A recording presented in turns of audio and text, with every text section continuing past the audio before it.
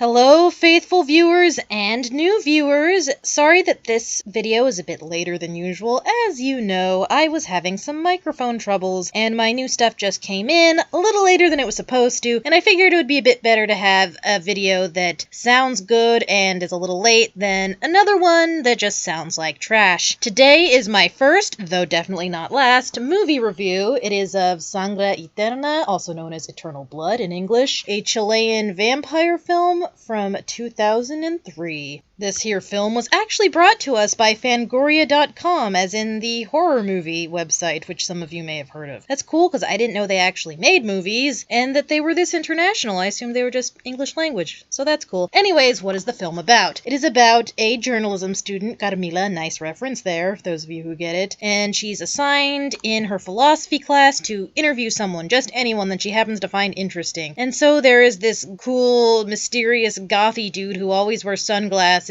even when he's inside, like the song. And she decides to interview him, and as it turns out, he and his friends play this role-playing game, sort of like Dungeons and Dragons or something, except in it they're vampires fighting priests and nuns who are out to kill them. And so she sort of gets in with them, and they start having fun together, and she starts playing this game, and then meanwhile, M, that's the name of the guy that she meets, discovers that there might be real vampires, and they might even be some people that he unwillingly introduced Carmila and friends to, and he's trying to keep them safe, but no one really believes him, and that's as much as I can really tell you without giving anything away.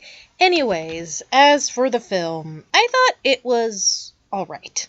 I didn't think it was terrible, but I didn't think it was great. It was pretty low budget, and that doesn't make a movie bad. There were some things that were a little bit bothersome, like sometimes, the soundtrack came in really suddenly, and it was a little bit clear that whoever made it, or at least one of the people making it, hadn't actually played a role-playing game, because they had them rolling all the dice at once, but those are just nitpicks. Those aren't quality things, and, I'm really glad I didn't see the trailer until after I saw the movie, because the trailer actually makes it look really cheesy, because all the exciting scenes they're showing are the ones that are, because when the characters are playing the role-playing game, it shows, the game as if it's actually happening, like all of them, except as vampires fighting the priests and nuns with shotguns, and then these other vampire creatures, but that's not really what happens in the film. The film itself, that is a very small part of it. It's just when they're playing the game, and the film is more about the characters and them doing their things. Meanwhile, some of them appear to be turning into vampires, except for M, who knows what's going on, or is he just crazy? And as for why I thought it was just okay, is because, aside from it was kind of low budget, there were some things that I guess I found a bit unbelievable. I didn't always understand character motivation,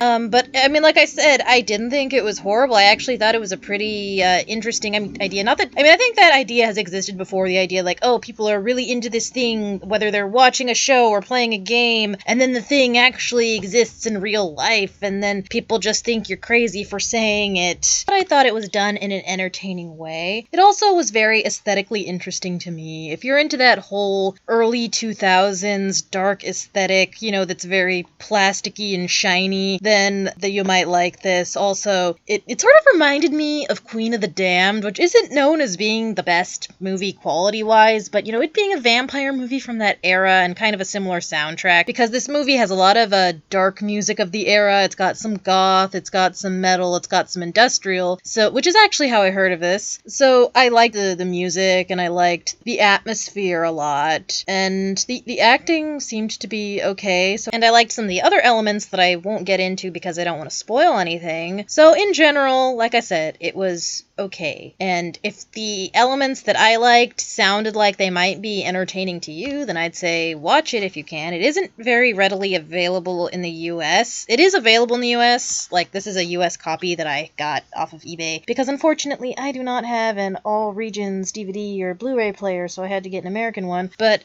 it is definitely available here. It was released here. I can't speak for any other countries because obviously I don't live there. I know it was released in Chile, but I don't know if it was wide release or very niche and indie. Anyways, those are my thoughts. Watch it if it sounds good, don't watch it if it doesn't. And I hope that you liked this review of mine, because I definitely plan on doing more movie reviews and more other thing reviews. Music will still be my main thing, but I'd like to branch out a bit. Anyways, if you like this sort of thing, please follow my other social media. If you don't, then I'm sorry, and talk to you next time. Bye.